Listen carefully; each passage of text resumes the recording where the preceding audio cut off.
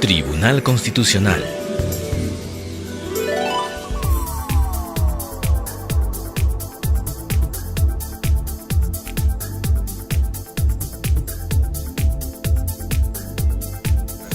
Lima, 16 de abril del 2014, presidida por el magistrado señor Óscar Urbiola Hani e integrada por los magistrados señores Juan Vergara Gotelli, Carlos Mesías Ramírez, Fernando Calle Jayén, Gerardo Eto Cruz y Ernesto Álvarez Miranda. Secretario relator, doctor Óscar Díaz Muñoz. Muy buenos días, sírvese tomar asiento. Damos inicio a la audiencia del Pleno del Tribunal Constitucional citada para la fecha. Señor relator, de cuente las causas. Buenos días, señor presidente, señores magistrados. En la fecha se ha solicitado informar oralmente en las siguientes causas.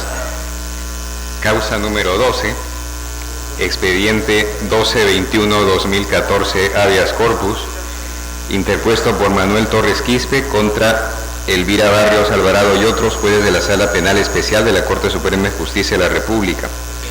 Ha solicitado informar oralmente por la parte demandante el abogado Juan de Dios Zorrilla Quintana y por la parte demandada el abogado Stephen Urbano Agüero de la Procuraduría del Poder Judicial. Asimismo ha solicitado informar sobre hechos el propio favorecido Manuel Torres Quispe vía teleconferencia desde el penal en el que se encuentra recluido.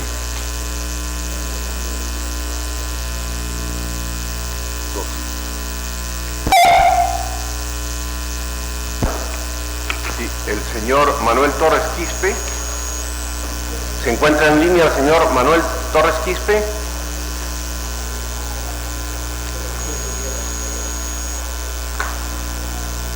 El señor Manuel Torres Quispe se encuentra en línea. Bien, si no hay comunicación. ¿Aló? Sí, el señor Manuel Torres Quispe.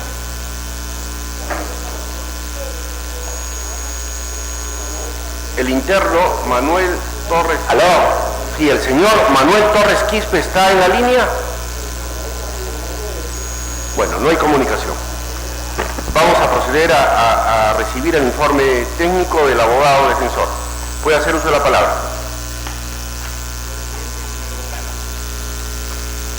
Viene para su vista este habeas corpus dirigido contra los vocales supremos Elvira Barrios Alvarado, Yanet Tello Guillardi y Segundo Morales y Parragués. Se ha dirigido este habeas corpus contra la sentencia dictada el 5 de diciembre del 2013, en este caso contra el beneficiario Manuel Torres Quispe. Este es un habeas corpus con afectación a la libertad individual, conexo al debido proceso, por vulneración al derecho de defensa y al principio del juez imparcial. Señor presidente, el día 5 de diciembre del 2013 se le lee la sentencia al beneficiario y a fojas 1 y fojas 2 del expediente obra el acta de lectura de sentencia, pero no le entregan la sentencia completa con los fundamentos. A fojas 15 y 16, la esposa del beneficiario solicita copias certificadas de la sentencia. Luego, como no obtiene la sentencia, solicita a control interno que a través de control interno se le entregue la sentencia, y a fojas 230 obra el registro de quejas donde el relator Félix Capuñay informa que en este caso la sentencia recién se le iban a dar la otra semana, es decir, el 10 u 11 de la próxima semana. Para esto seguían corriendo los días y no se tenía la sentencia para poder fundamentar dentro de los 10 días el recurso de nulidad. A foja 52 obra la constancia fiscal hecha por el fiscal de Ica, donde se da cuenta, entrevistando al director del penal, que solamente obra un oficio y no la sentencia, razón por la cual estaba recluido. A fojas 230 obra el registro de reclusión, donde dice de que la constancia de reclusión, donde dice que el beneficiario está recluido sin sentencia. Esto fue el día 23 de enero del 2014. Muy bien, a todas estas fojas se puede demostrar de que está archiprobado de que el beneficiario no tuvo conocimiento de la lectura, del contenido de la sentencia, sino muchos días después. Es más, la esposa del beneficiario tuvo que quejarse en control interno, hablar con el doctor Pariona Pastrana en el 8º día. Y recién en el 8º día, luego de que ya le habían leído la sentencia y no tenía cómo fundamentarse, le entregan la sentencia. Entonces, aquí, señor presidente, curiosamente se ha vulnerado el plenario firmado por la misma doctora Elvia Barrios, donde se establece en ese acuerdo, el 02-2013, determinar que las sentencias o resoluciones que se emitan y lean en audiencia deben ser entregadas inmediatamente a las partes para que éstas, sin riesgo de indefensión material, puedan examinarlas y fundamentar debidamente sus impugnaciones. Es decir, la propia doctora Elvia Barrios, que firme este acuerdo, incumple este acuerdo y simplemente entrega una acta de lectura de sentencia sin los fundamentos y con eso lo recluyen en el penal al beneficiario. Eso es un primer agravio. El segundo agravio es la vulneración del juez imparcial. Morales y Parragués participa primero en la sentencia que anula una que había absuelto primero al beneficiario y luego participa en la que lo condena. En la primera que anula, la vocal ponente es la doctora Villa Bonilla y ahí los fundamentos de la sentencia son de fondo, es decir, que por prueba indiciaria se había acreditado el ilícito. En la sentencia que condena también se dice lo mismo, pero Morales y Parragués participan en ambas sentencias y no se inhibe de oficio. En consecuencia, eso es una vulneración al principio del juez imparcial. En base a estas consideraciones, solicitamos que se declare fundada la sentencia, nula a su vez la sentencia que lo condenó y que se ordene un nuevo juicio por otros vocales. Eso es todo, señor. Gracias, señor. Señor abogado, puede hacer usted la palabra.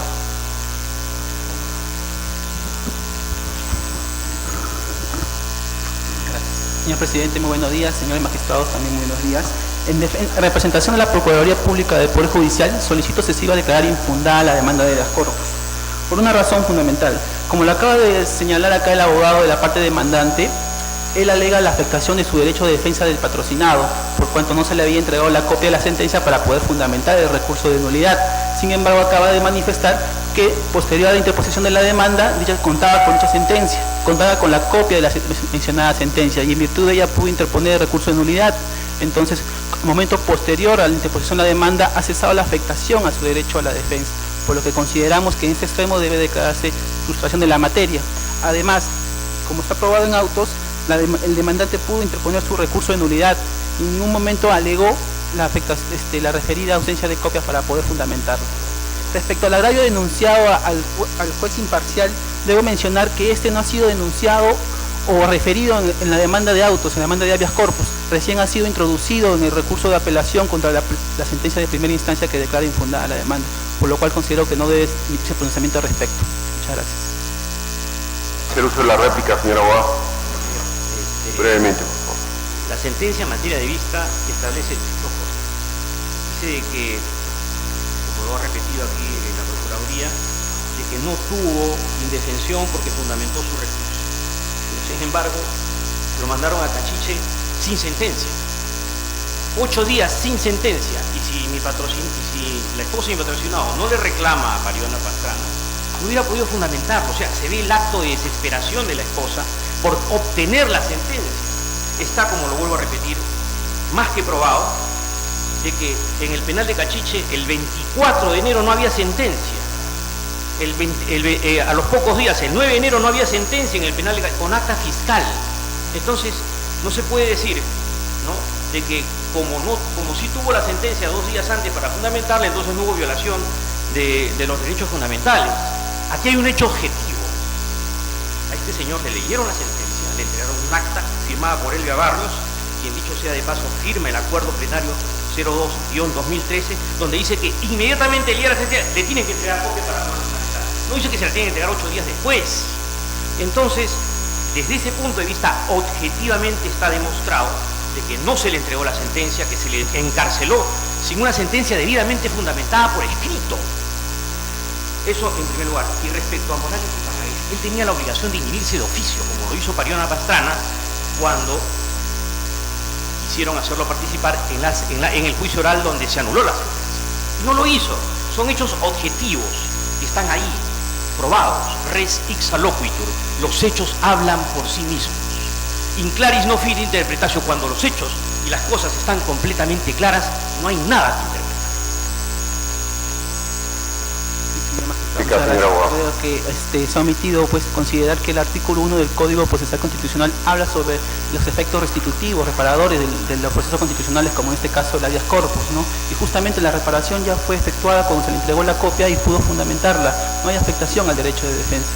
En cuanto a la referida el juez imparcial, como acaba también de señalar, no hay interés porque no interpuso no recusó al magistrado que dice que ha afectado el principio de imparcialidad. En todo caso, el magistrado Morales Parragués, al momento de anular la sentencia absolutoria, en ningún momento emitió un juicio de reproche penal o de responsabilidad, solamente justificó por qué debía anular sentencia por un tema de insuficiencia probatoria.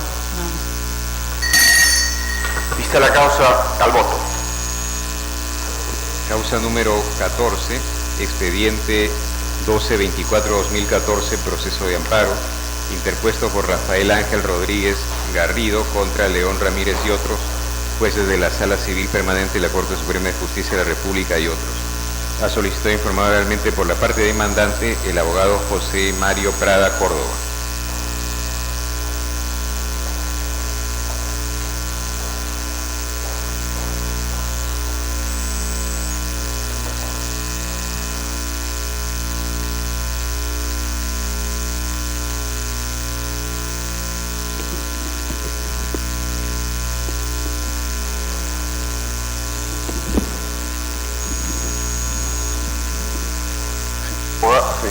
Puede hacer uso de la palabra.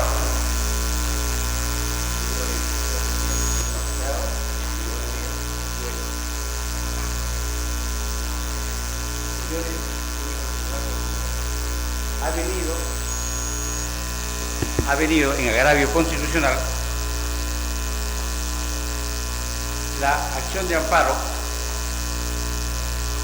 interpuesto por mi patrocinado, el doctor Rodríguez Garrido, Rafael, contra las resoluciones judiciales recaídas en un proceso civil sobre obligación de cumplimiento de promesa de contrato de compra-venta, en la cual son resoluciones que devienen de un procedimiento irregular. En efecto, la demanda de amparo en primera instancia fue declarada fundada en parte.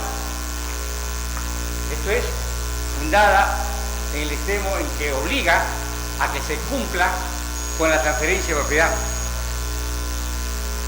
Pero al expedir esta sentencia de primera instancia, se habla y se sustenta que se declara porque se trata de un contrato definitivo, no de un contrato de promesa y compraventa. Hecho que en realidad no es la pretensión de la demanda en la vía civil.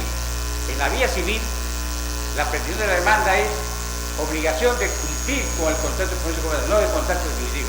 En consecuencia, la sentencia vulnera o violenta el inciso 6 del artículo 50 del Código Procesal Civil, que habla que los jueces deben expedir sus autos de sentencia respetando el principio de la jerarquía normativa y de congruencia. Y es que en el caso de los jueces que resolvieron este proceso, en efecto, no respetaron el principio de congruencia, porque resolvieron una pretensión no postulada y resolvieron más de lo reclamado. Y digo esto porque la demanda es sobre obligación de cumplimiento de contrato de promesa y compraventa, no es de contrato definitivo. Pero más allá de este aspecto, de si es promesa de compraventa o contrato definitivo, subyace también otra irregularidad, que se vulnera el derecho del infraccionado a la tutela jurisdiccional efectiva y al debido proceso, porque los magistrados, al expedir su sentencia, han omitido cumplir con normas sustantivas del Código Civil vinculado a la representación y a la curatela para enajenar bienes de sujetos incapaces. Y digo esto porque en realidad la persona que actúa como curador del propietario del bien, del propietario del bien inmueble, es una persona que no tenía las atribuciones que se atribuye tener, y no la tenía porque se trata de que esta persona, el señor José Antonio Ladino Garrido, es sobrino de la interdicta, no está considerado en los criterios preestablecidos en la ley, en que si hay herederos legales no puede nombrarse como curador a los sobrinos, se debe nombrar en todo caso o bien a las cónyuges, bien al padre, a los descendientes o al hermano, y este señor no tenía esa condición. Además, también hay otra irregularidad que se dejó de cumplir o observar, en que la curatela se extiende antes que se declare la interdicción del sujeto incapaz, hecho que es contrario a la ley. Por estas consideraciones, creemos que las resoluciones que emanan de ese procedimiento civil es irregular. No obstante ello, el segundo juzgado constitucional y la tercera sala civil declaran improcedente la acción de amparo. La declaran improcedente contrariando lo establecido en el artículo 200, segundo inciso, párrafo final, que contrario censo dice que procede el amparo contra resoluciones que emanan de un procedimiento irregular. Es más, el artículo 4 del Código Procesal desarrolla esto y también señala, en términos parecidos, que procede la acción de amparo contra resoluciones que tienen la calidad de consentida, pero que deviene de un proceso irregular. En consecuencia, por estas razones, nosotros hemos sostenido que se nos produce un agravio por cuanto no se respeta la tutela procesal efectiva y se respeta el debido proceso, que son afectaciones que tienen relevancia constitucional. Y así lo ha establecido en uniforme jurisprudencia del Tribunal Constitucional. Bien, el tiempo se le ha agotado, señor abogado, le vamos a agradecer que concluya su Bien, defensa. terminado. Vista la causa, al voto. Causa número 15, expediente 1225-2014, proceso de amparo, interpuesto por Ricardo Menéndez Vázquez de Velasco contra el Ministerio de Defensa y otros. Ha solicitado informar oralmente por la parte demandada el abogado Jorge Astete Peñaranda de la Procuraduría del Ministerio de Defensa. Damos cuenta, señor presidente, que el señor procurador ha solicitado también que se acumulen para efectos del informe oral las siguientes causas. Causa número 16, causa número 17, causa número 18, 19, 20, 21, 22, 23, de la causa 24 a la 30,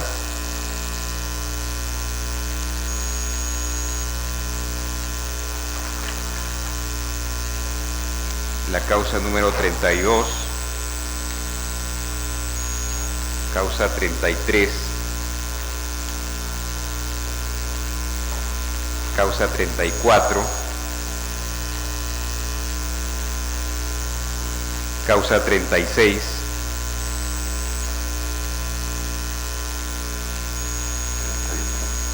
de la causa 38 a la 41,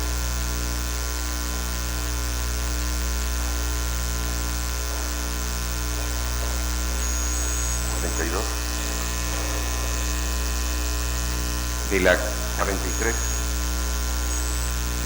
a la 43, de ahí de la 44. La 43 está acumulada. La 43 está acumulada. De ahí de la 44.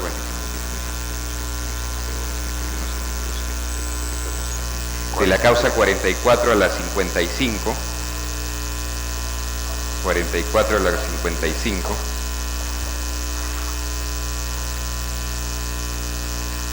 La causa 57, 58,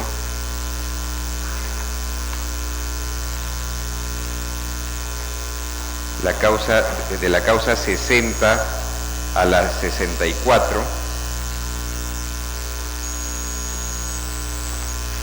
la causa 66, 67, 69,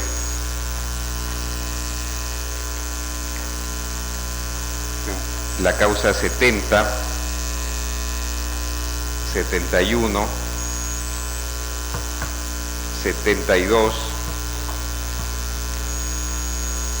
74, 75 y 79.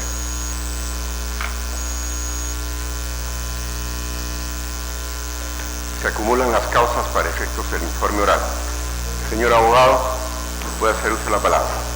Le vamos a agradecer concreción sobre este tema y hemos escuchado varios informes, así que le agradeceré puntualizar en lo que usted considere que no se ha tratado en informes anteriores. Le agradecemos.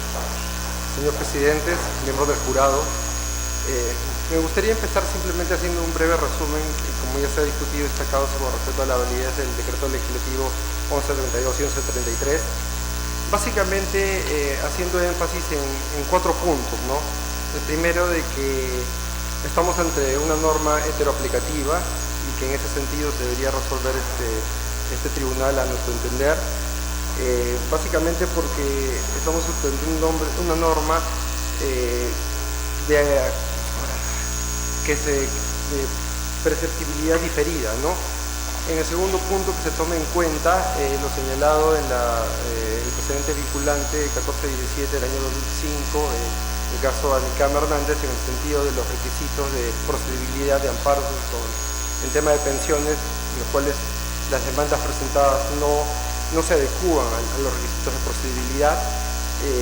También que se tome en cuenta lo que se cuestiona con respecto al artículo 174 de la Constitución Política del Perú, en la que se señala de que una equivalencia errónea, en el sentido de que estamos acá frente a una equivalencia de grados análogos entre fuerzas policiales y fuerzas armadas, y no como lo ha señalado la parte demandante, en el sentido de que sea una homologación o analogía entre personal en actividad o personal cesado. Finalmente, lo que sí quisiera hacer acotación es en el sentido de la analogía que hemos venido mencionando con respecto a la derogación de la ley 19846 comparada con la 20530, en el sentido en que ambas lo que primó es el interés general, por lo cual consideramos de que el cese definitivo y cierre definitivo de la ley 19846 no es incompatible con la norma fundamental, como tampoco lo es lo establecido con respecto a los topes pensionarios señalados en el decreto legislativo 1133. Esto en virtud de lo señalado en la sentencia del Tribunal Constitucional número 50/2004, en referente al proceso de inconstitucionalidad de la ley 28449. Por todo lo señalado, solicitamos al tribunal declare improcedente el recurso de agravo constitucional presentado. Vista las causas, al voto. Causa número 59, expediente 1447-2014, proceso de amparo, interpuesto por Francisco Atencia López contra Edmundo Peláez Bardales y otros magistrados del consejeros del Consejo Nacional de la Magistratura y otros. Ha solicitado informar oralmente por la parte demandada el abogado Javier Herbert Ramos Espinosa de la Procuraduría del Consejo Nacional de la Magistratura y el abogado Freddy Sergio Pillaca Huacles de la Procuraduría del Poder Judicial. Señor abogado, puede hacer usted la palabra. Bien. Señor presidente, señores magistrados, es una demanda de amparo de un ex magistrado que luego de un procedimiento disciplinario fue destituido de su cargo de juez y en sede constitucional plantea 4 pretensiones principales que las voy a enumerar muy brevemente. La primera de ellas es la pretensión para que se declare nula e inaplicable una resolución de la OCMA que solicita al Consejo Nacional de la Magistratura la sanción de destitución, una resolución del Consejo que da inicio al procedimiento disciplinario, la resolución que lo destituye y la resolución que declara infundado por recurso extraordinario. Dentro del ámbito procesal podemos decir lo siguiente: esta demanda fue interpuesta en el 17 de marzo del año 2010 y al menos 3 de las primeras resoluciones que yo acabo de hacer mención fueron notificadas, la primera en mayo del 2008, la segunda en febrero del 2009, la tercera en septiembre del año 2009. Es decir, el pedido de nulidad respecto de estas 3 primeras fue interpuesto fuera del plazo de 60 días que establece el Código Procesal Constitucional y en ese extremo debieran ser declaradas improcedentes. Sin embargo, tanto el ACUA como el ACUEN declararon improcedentes sobre el fondo en la medida que han considerado que el Consejo Nacional de la Magistratura había cumplido con los parámetros que este tribunal ya ha dictado en lo que a la previa audiencia y motivación se refiere. Pero ¿por qué fue destituido este juez? Porque en un proceso de amparo interpuesto por una empresa que se dedicaba a la explotación de juegos de casino y máquinas tragamonedas, tuvo la decisión de declarar vía control difuso la inconstitucionalidad de la ley 27153, cuya constitucionalidad ya había sido establecida por este tribunal en la sentencia 009 del año 2001. La OCMA le imputa que este magistrado había incurrido en incumplimiento del precedente vinculante del TC, una falta de motivación en la decisión y se afectaba el principio de independencia e imparcialidad. Situaciones que han sido reconocidas por las instancias de mérito. Sin embargo, tanto en la demanda, recurso de apelación y recurso de agravio, lo que se pretende es que en sede constitucional se reexaminen los medios de prueba que se actuaron durante el procedimiento disciplinario e inclusive aquellos actuados en el procedimiento seguido ante la OCMA, lo que también contribuye a fundamentar en el sentido que cuestiona cada uno de los razonamientos del Consejo Nacional de la Magistratura que tuvo para decretar su expulsión de la magistratura. Por esas consideraciones consideramos que este recurso de agravio debe ser declarado infundado. Bien. Señor presidente, señores magistrados, ilustre tribunal, en representación de la Procuraduría Pública del Poder Judicial, vengo a exponer las siguientes consideraciones, por lo cual consideramos que debe ser declarada improcedente la demanda formulada. Primero, señores magistrados, lo que la parte demandante durante el devenir del proceso ha buscado lograr es justificar por qué aplicó el control difuso a un caso concreto. El demandante, señores magistrados,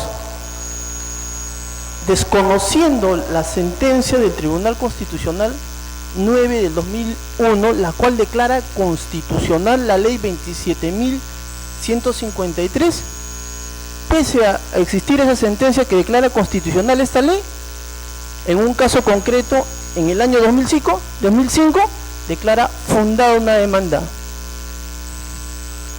Señores magistrados, el actor, el demandante, declara fundada una demanda aplicando el control difuso, situación que viene en realidad en un favorecimiento al actor, pronunciamiento que ha tenido como finalidad favorecer al demandante. Es así que el órgano de control interno, OCMA, inicia una investigación disciplinaria en la cual concluye y propone la destitución de este magistrado por conductas irregulares en este proceso.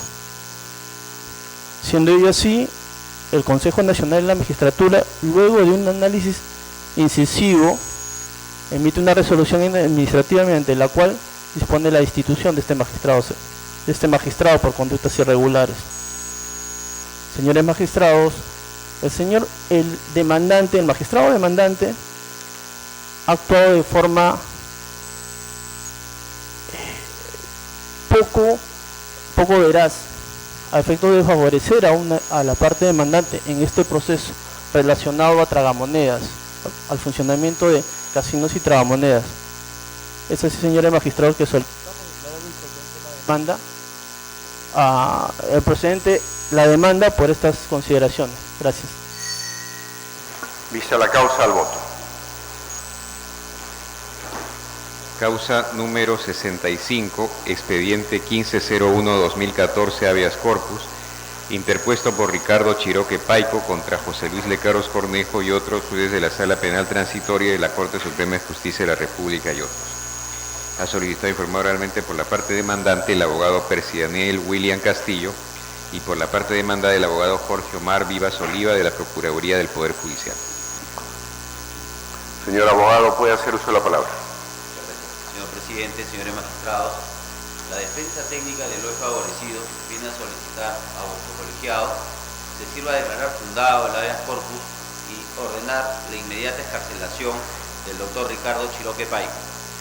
El pedido formulado se sustenta en las siguientes consideraciones. El proceso de habeas corpus, materia de autos, proviene de un proceso penal subyacente en donde al hoy favorecido se le ha impuesto una sentencia condenatoria. Ocurre que en este proceso penal subyacente, el hoy favorecido fue en primer lugar procesado por diversos delitos en un proceso ordinario con orden de comparecencia restringida. El hoy favorecido jamás eludió la justicia, tan es así que fue citado a la lectura de sentencia y fue condenado.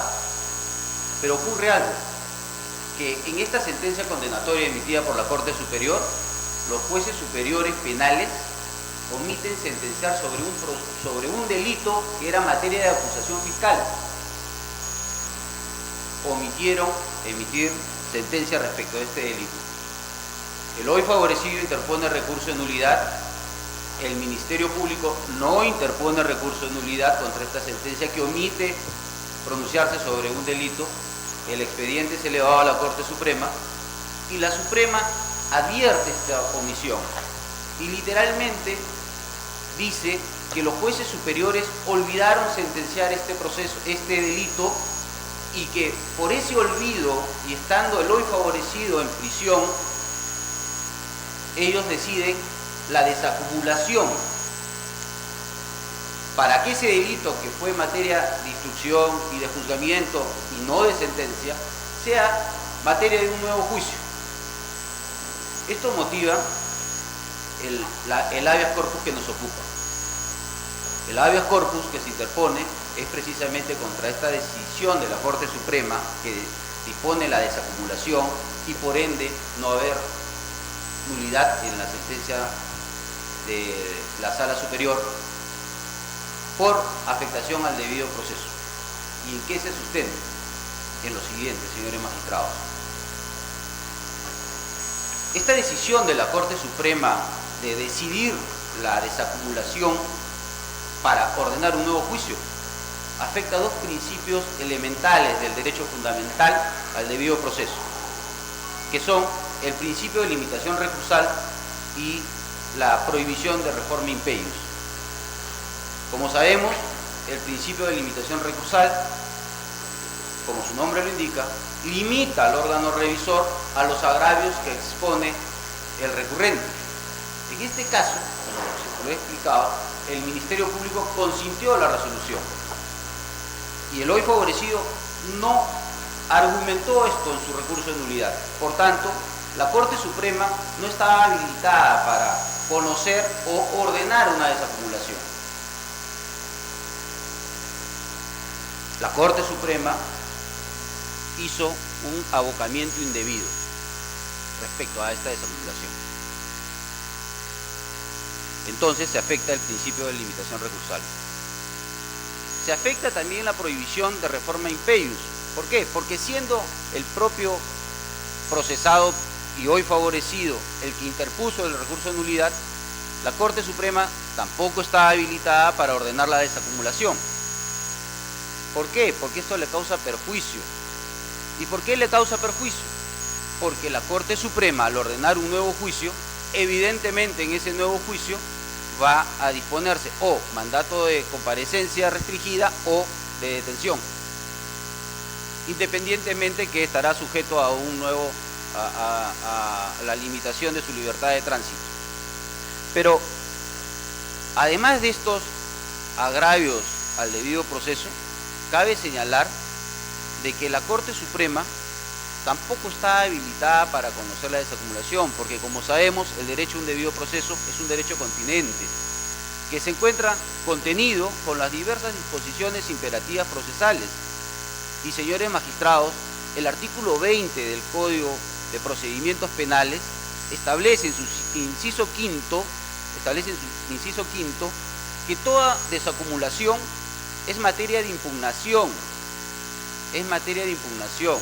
Si lo decide el juez penal, será materia de impugnación para que la Sala Superior lo revise. Si es la Sala Superior quien ordena la desacumulación, será la Corte Suprema quien, en segunda instancia, resolverá esto. Esto no ocurrió. Al disponer la Corte Suprema, sin solicitud de nadie, ordenar la desacumulación, se está convirtiendo en instancia única. El hoy favorecido no puede interponer recurso alguno para remediar aquel defecto. Entonces, se afecta el derecho fundamental del hoy favorecido a la pluralidad de instancias y también se afecta el derecho a la defensa, porque no puede interponer ningún medio impugnatorio. Ahora bien, queda así demostrado la afectación de los derechos fundamentales en esta ejecutoria suprema. ¿Qué ocurre con la sentencia superior, aquella que olvidó sentenciar o emitir un pronunciamiento respecto a este delito? Ocurre que, como ya lo ha señalado el Tribunal Constitucional, el derecho a la motivación de las resoluciones judiciales, previsto en el inciso quinto del artículo 139 de la Carta Magna, es, entre otras, motivaciones incongruentes. Y dentro de este rubro, el Tribunal Constitucional ha señalado que aquellas pretensiones que no son contestadas por el órgano jurisdiccional devienen en afectación a este derecho fundamental. Entonces, estamos, señores magistrados, ante una nulidad de una ejecutoria suprema y de la sentencia condenatoria también. Finalmente, los señores supremos demandados argumentan de que, si bien es cierto, hay una nulidad, pero no hay que declararla porque el hoy favorecido se encuentra en prisión. Esto afecta el principio o no soporta un análisis constitucional porque no supera el test de la proporcionalidad, toda vez de que si advirtieron una nulidad debieron ponderar que, declarándose nula la sentencia superior, el hoy favorecido salía inmediatamente en libertad. Entonces, por todas estas consideraciones, la defensa técnica solicita a vuestro tribunal que se sirva a declarar fundado el habeas corpus y por ende disponer la inmediata excarcelación del hoy favorecido. Gracias. Señor procurador, puede hacer uso de la palabra. Gracias, señor presidente. Distinguidos jueces constitucionales. Quisiera empezar el día de hoy la propuesta de la defensa de los intereses en juicio y las prerrogativas del Poder Judicial, estableciendo un cuestionamiento. ¿Quién estaba o qué autoridad es la que está facultada para ordenar en este caso, el punto central de la locución del abogado de la parte demandante, la desacumulación de ante un proceso? ¿Es acaso el fiscal quien representa al Ministerio Público o lo es el juez? Todos sabemos por nuestros básicos estudios de derecho procesal que los jueces, y también por la agenda lectura del artículo 138 de la Constitución Política del Perú, que el juez es la única autoridad facultada para poder decidir algún pedido o, en este caso, conforme se demanda a la Sala Penal Transitoria de la Corte Suprema en instancia de revisión, poder determinar lo conveniente por los fines del proceso que en aquel momento se juzgó. Efectivamente, voy a reconocer que fueron 3 obras en ejecución que fueron las que determinaron los hechos para que fuera sentenciado por el delito de colusión Ricardo Cherokee Paico, y en ese sentido la Cuarta Sala Penal con reos en cárcel emite la resolución de sentencia refiriéndose solamente a 2 de las 3 obras que, como lo acabo de decir, fueron materia de instrucción y juzgamiento, y emite su resolución de sentencia condenándolo a 8 años de pena privativa de libertad y a la inhabilitación que corresponde al establecido en el artículo 426 del Código Penal. Interpone la defensa técnica en aquel proceso penal el recurso de nulidad correspondiente y se emite la ejecutoria suprema de fecha 29 de agosto de ese mismo año 2012, en donde los jueces supremos de la Sala Penal Transitoria de la Corte Suprema declaran no haber nulidad respecto de la pena impuesta y haber nulidad en el extremo del quantum de esa misma pena. Entonces, rebajan de 8 años a 5 años de pena privativa de libertad y disponen asimismo, en atención a que no había habido una referencia expresa dentro de la etapa de instrucción y juzgamiento al delito de colusión en lo que corresponde a la obra vial de la avenida Próceres, allá en el distrito de San Juan del Lurigancho, y dispone la remisión de copias al representante del Ministerio Público a fin de que inicie la acción penal que corresponde. Vemos entonces, señores magistrados, que no existe ningún agravio, al menos desde el ámbito constitucional, en lo que corresponde a lo que ahora ha determinado el abogado de la parte accionante en favor del favorecido Ricardo Cherokee Paico. Tenemos que reiterar y precisar de que la instancia de la Corte Suprema actuó en una instancia revisora, determinó lo conveniente y a fin de evitar vicios de impunidad y además cualquier vicio de nulidad, lo estableciente a la desacumulación, porque efectivamente no había habido una referencia tácita en cuanto desde la etapa preliminar hasta el momento de la resolución ejecutoria por la obra vial de la avenida Próceres de Independencia. Estamos en un proceso constitucional, tenemos y debemos de advertir que se ha vulnerado algún derecho establecido en la Constitución Política del Perú, y estamos meritando el día de hoy que no encontramos ese derecho que ahora el abogado de la defensa técnica solicita el amparo. Por esas consideraciones solicito de que se sirva de desestimar el presente recurso de agravio, y así como de igual opinión fue la Sala Superior y la Sala y el Juzgado de Primera Instancia Constitucional, se sirva de declarar improcedente la presente demanda y remitir los autos al archivo. Muchas gracias. Señor abogado, ¿va a hacer uso de la réplica brevemente? Sí. Gracias, señor presidente. Señores magistrados, solamente para precisar 2 cuestiones. La primera, no hay poder omnímodo en el Perú. Todos están sujetos a control constitucional. Los magistrados de la Corte Superior y de la Corte Suprema no pueden administrar justicia omitiendo o afectando el debido proceso. El debido proceso es un derecho fundamental del hoy favorecido, que en efecto es materia de este proceso y el cual determina que su amparo. Por otro lado, argumenta el abogado de la parte demandada de que la Corte Suprema podía ordenar la desacumulación. Esto no es correcto.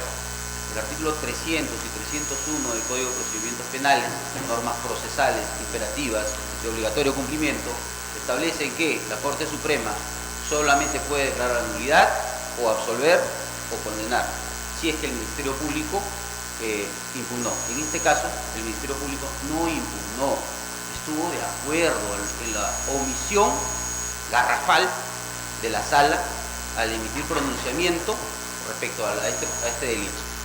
Eso es todo. Muchas gracias. Bien. Sobre la pertinencia, si me permite, efectivamente el artículo 300 establece lo conveniente dentro del ámbito del recurso de impugnación que corresponde.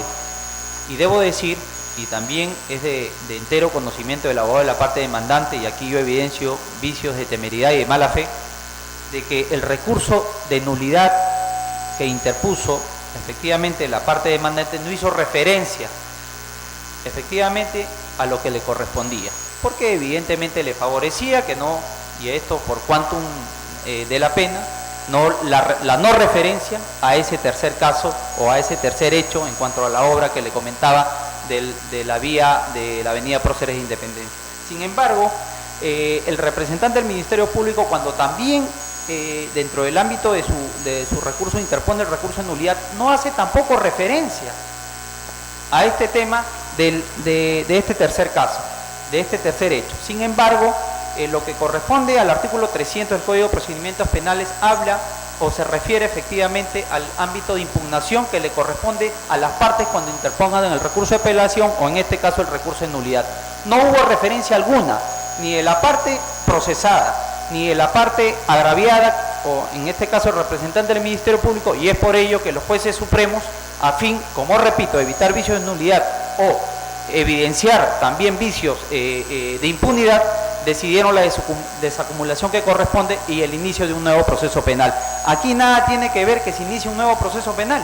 Pareciera que el abogado de la parte accionante ya fuese juez o pensara como juez, que ya está premeditando que en el nuevo proceso el ahora favorecido o sobre el ahora favorecido va a pesar alguna de las medidas de coerción, en este caso la detención. Tenemos que establecer y esperar atentos el inicio del nuevo proceso. Me parece que ya fue esto dado de esa manera, y entonces lo único que corresponde es la defensa que se debe establecer dentro del juicio. Muchas gracias. Vista la causa, al voto. Causa número 77, expediente 1560-2014, proceso de amparo, interpuesto por Marcela Marina Becerra Grados contra Alberto Vázquez Ríos y otros. Ha solicitado informar oralmente el abogado José, por la parte demandante, el abogado José Eduardo Rodríguez Luján.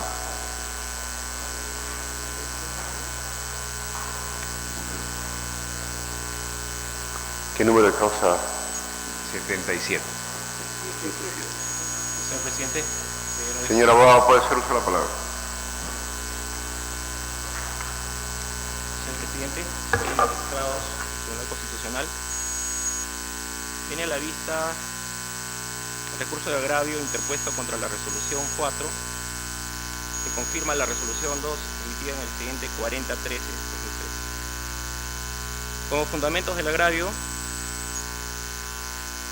se ha establecido la afectación a los principios de dirección judicial del proceso, pro actione, iura novit curia, a lo cual cabría agregar el tema del acceso a la justicia, el debido proceso y la tutela jurisdiccional. Las razones por las cuales el órgano de primera instancia considera que no se debe emitir la demanda de amparo es porque no se está pidiendo la nulidad de un laudo arbitral, sino equivocadamente la ineficacia. O bien el magistrado, en este caso, de considerar de que en su rol del director del proceso esto merece un pronunciamiento de fondo, no un rechazo liminar de la demanda. Además, en caso de duda razonable, el magistrado siempre debe preferir la continuación del proceso. Esto se ve acreditado también en la ley del menor esfuerzo que hacen los magistrados para encontrar cualquier defecto en las demandas de amparo y declarar su improcedencia.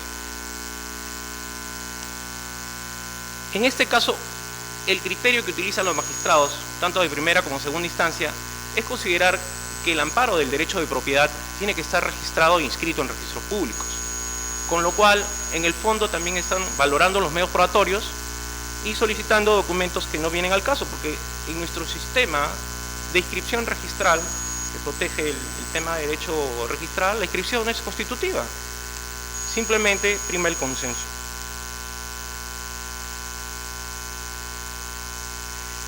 Básicamente se ha aplicado también el precedente vinculante contenido en la sentencia 142/2011 de Sociedad Comercial de Responsabilidad Limitada María Julia, en el cual se consideran los supuestos de amparo arbitral en el caso de terceros. Mi patrocinada en este caso adquirió una tienda 703B en la Galería Santa Lucía, ubicada en Gamarra, el cual consta de distintas tiendas y es común y es de público conocimiento que todas estas tiendas están subdivididas. Son 53 personas que a través del mal uso del amparo arbitral se han visto afectadas y donde se están tramitando distintos procesos de amparo. El criterio del magistrado implica de que no se pueden retrotraer las cosas al estado anterior anulando inscripciones o determinando estas consideraciones, pero ya existen pronunciamientos de algunos juzgados, como es el expedido en el expediente 6959-2013 del quinto juzgado constitucional, donde se ha declarado ya fundada una demanda de amparo bajo los mismos supuestos por la afectación al derecho de defensa y sin entrar a pronunciarse sobre el fondo, simplemente se ordena que se notifique el laudo del tercero para que haga valer uso de su derecho. Abogado, el magistrado Gerardo Eto le va a formular una pregunta. Gracias, presidente. ¿Cuál es en concreto el acto lesivo que es el presupuesto para poder residenciar un amparo? Se trataría, creo, de un amparo arbitral de un tercero que se vea afectado. Precíselo bien el acto lesivo. ¿En qué consiste el acto lesivo que legitimizaría que se enderece un amparo, no sé si contra un laudo o contra a una entidad privada? Bueno, es un laudo de derecho que se expide entre la Asociación de Comerciantes Santa Lucía y una empresa que es Construcciones e Inversiones CIB, anteriormente fue la constructora Santa Lucía, donde las dos están representadas por el señor Vicente Díaz Arce. El señor Vicente Díaz Arce inicialmente firmó un contrato preparatorio con la asociación para que se haga básicamente la transferencia de 6 tiendas que están ubicadas en el edificio Santa Lucía. Posteriormente le hipoteca al Banco República, el Banco República remata los bienes, los adjudica y se los vende a la asociación. Pese a que él ya había hipotecado y perdido esta propiedad, simula un laudo con la asociación, pese a que la asociación, cuya finalidad es transferir los inmuebles a los asociados, ya lo había efectuado. Todas las minitiendas están escritas en el Consejo Distrital de La Victoria y en su calidad de terceros hacen un reconocimiento de deuda, dación en pago, y en función a esto piden al árbitro que dictamine la entrega de la propiedad, la transferencia, la adjudicación y el lanzamiento. Entonces, a raíz de eso, los terceros toman conocimiento y ellos han interpuesto diversos procesos de amparo en el sentido de que en su calidad de terceros propietarios no han sido notificados. Las asociaciones están representadas en este caso por la misma persona jurídica, ¿no?, y su esposa, y incluso existen procesos penales por temas de falsificación de documentos. En este caso es un arbitraje de un árbitro privado que es el doctor Vázquez Ríos. Por eso pedimos al tribunal, en todo caso, declarar la nulidad de esta resolución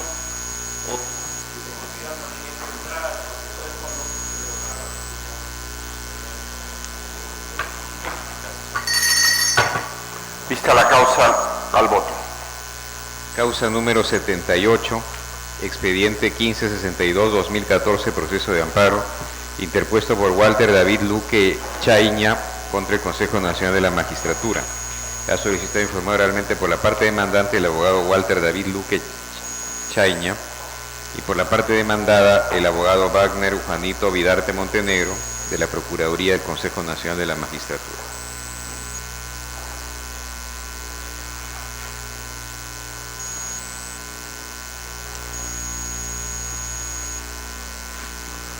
Abogado, puede hacer uso de la palabra.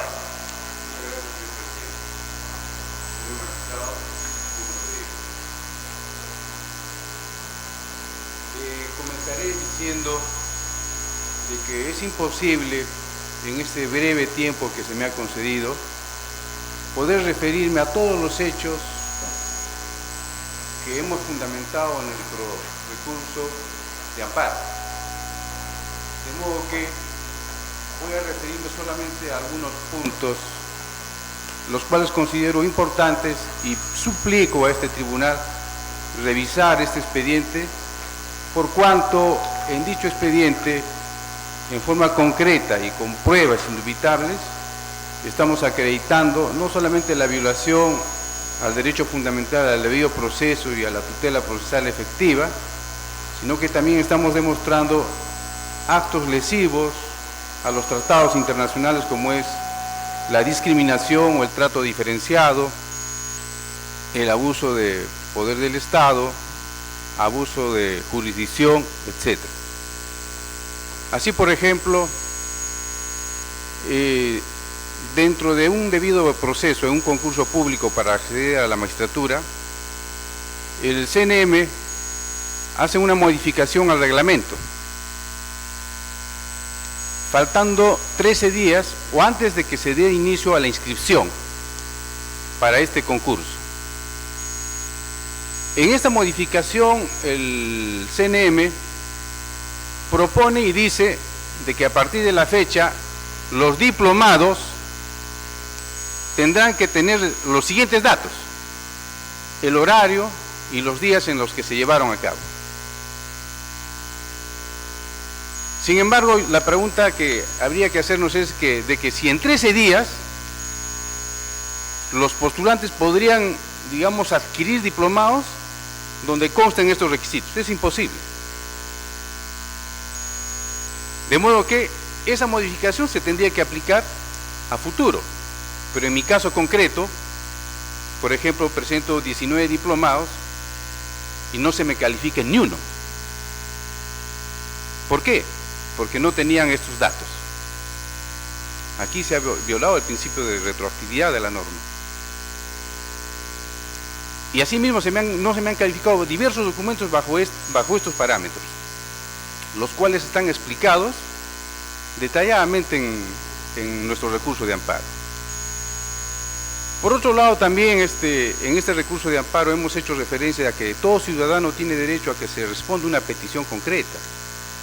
El artículo 2, inciso 20, dice bajo responsabilidad. El artículo 106 de la ley 27444, inciso 2, dice de que es obligatoria dar respuesta ante una petición de un ciudadano. Los tratados también lo refieren así.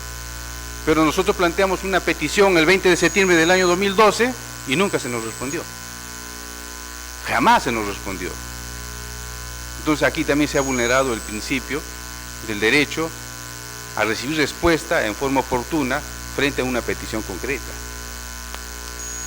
Ahora bien, el artículo 8 del Código Procesal Constitucional peruano establece la posibilidad de sancionar o destituir a un magistrado que incurre en actos arbitrarios. ¿Por qué razones? Porque supuestamente se supone que por encima de las decisiones tenemos que proteger a la democracia, tenemos que proteger el Estado de Derecho constitucional, tenemos que proteger a la institucionalidad del país, etc. Entonces, este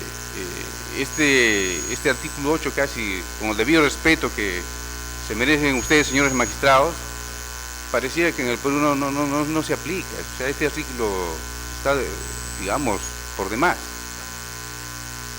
¿no? De otro lado, señores magistrados,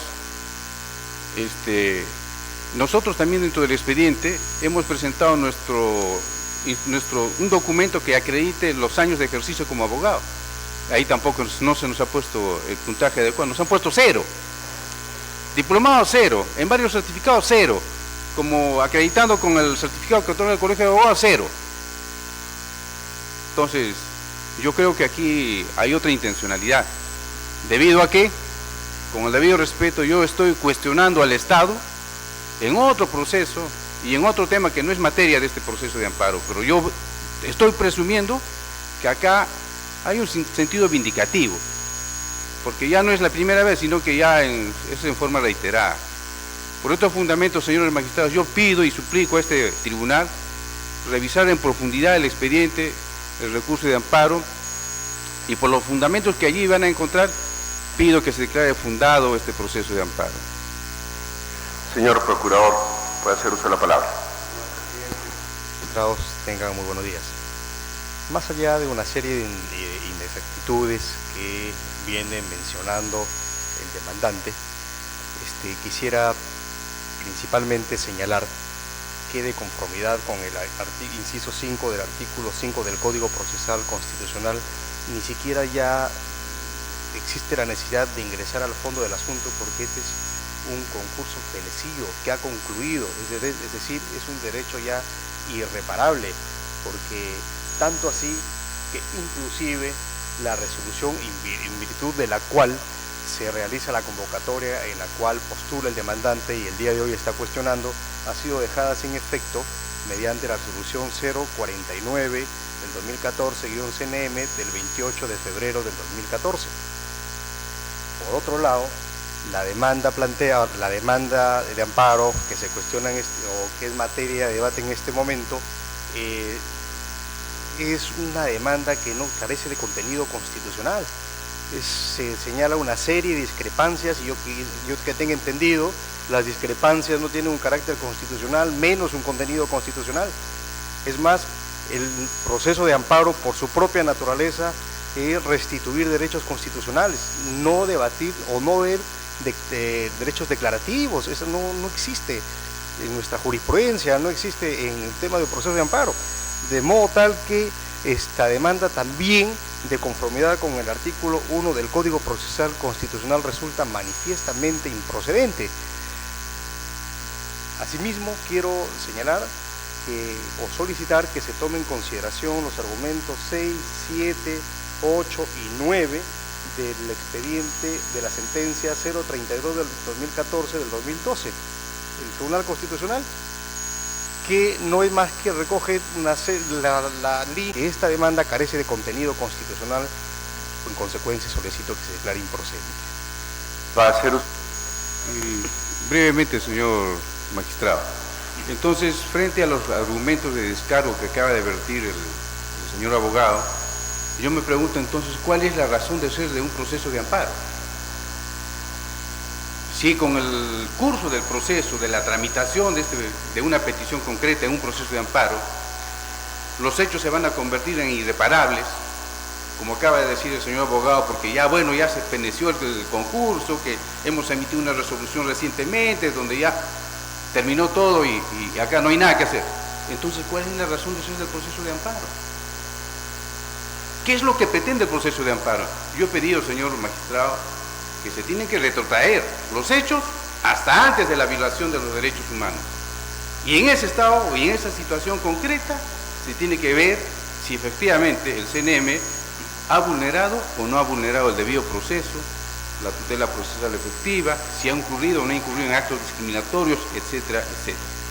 Muchas gracias, señor magistrado. Señor presidente, para dar la última parte del fundamento 8 de la sentencia de Tineo Espejo. ¿Qué dice? En el amparo no se discuten cuestiones concernientes a la titularidad de un derecho, así sea este constitucional, sino el modo de restablecer su ejercicio si acaso este resultó lesionado. Señor Procurador, el magistrado Gerardo Eto le va a formular una pregunta. Gracias, presidente. Aquí hay un tema que me preocupa, que es respecto a los requisitos que deben tener los diplomados que hoy el Consejo Nacional exige a los postulantes. Es obvio que es una directiva que debe cumplirse de aquí al futuro, y el argumento me parece atendible de retrotraer para el pasado requisitos que mucha gente ha cursado diplomados y de repente no los ha llevado orgánicamente, pero a lo mejor no están con los estándares que actualmente se están exigiendo. Esa parte sí me preocupa, porque ahí habría una situación de afectación al principio de no retroactividad de las normas, aún siendo una norma reglamentaria. ¿Cómo está esa defensa que podría usted replicar? Doctor, el propio demandante acaba de mencionar que estos requisitos fueron modificados antes de la convocatoria, 13 días antes de la convocatoria. Y este tiene un tema de fondo que no podía dejar pasar el Consejo. Muchísimos diplomados, cuando se corroboran si efectivamente el diplomado que se adjunta en el expediente administrativo fue llevado a cabo o no, se dio con la sorpresa de que las instituciones decían nunca asistió. Muchísimos otros, siendo magistrados, presentaban diplomados y esos diplomados eran llevados en horarios de oficina. De modo tal que era una situación que se tenía que dar sí o sí, teniendo en consideración la finalidad de los procesos.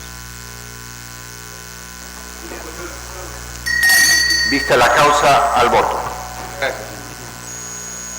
Señor presidente, señores magistrados, se da cuenta que en las demás causas programadas para la fecha no se han presentado a rendir el informe oral respectivo y aun cuando este hubiera sido solicitado, no se han presentado a rendir el informe oral conforme al reglamento. Al voto las demás causas. Se levanta la audiencia del Pleno.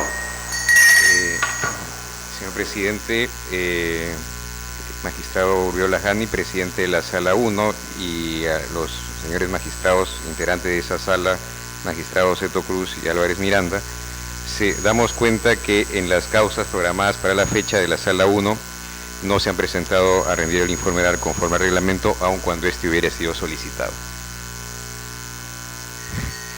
Primero vamos a dar por instalada la audiencia de Sala 1, conformada por el presidente y los dos magistrados mencionados. Con la razón de relatoría de no haberse presentado solicitud para la vista de las causas, vamos a disponer que las causas vayan al voto. Al voto las causas señaladas para la audiencia de la Sala 1 del Tribunal Constitucional. Dejo al magistrado Juan Vergara Gotelli, presidente de la Sala 2, para que también instale la audiencia de la Sala 2.